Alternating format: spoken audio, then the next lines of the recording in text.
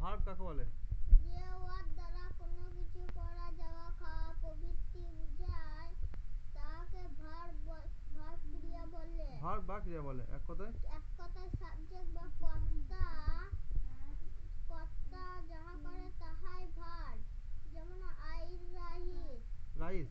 Right he reads a book. হ্যাঁ, sentence sentence দুটিতে ইট শব্দটি দ্বারা কর্তা রিড শব্দটি পড়ে বোঝাচ্ছে ইট ইট শব্দটি দ্বারা কর্তা খায় খায় এবং এবং রিড শব্দটি দ্বারা পড়ে বোঝায়। বোঝাচ্ছে। কাজী কাজী উহারা ভার্ব।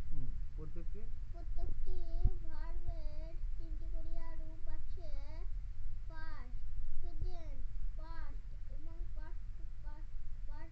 পার্টিসিপেল।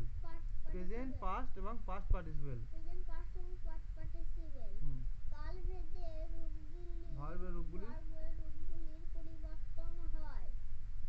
এই এই পরিবর্তন করার কোনো বাধা নাই, কোনো নিয়ম নাই। কতগুলি ভার্বের মধ্যস্থিত ভাওয়েল পরিবর্তন হয়। ভাওয়েল পরিবর্তন করিয়া ভার্বের শেষে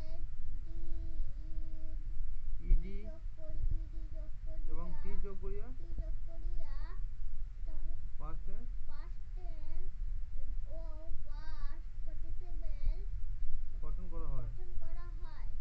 আবার কতগুলি ভার্বের কোনো পরিবর্তন হয় না। যেমন come come came came come come came come take took taken move moving work worked ওটা মুভিং না মুভড তারপর লার্ন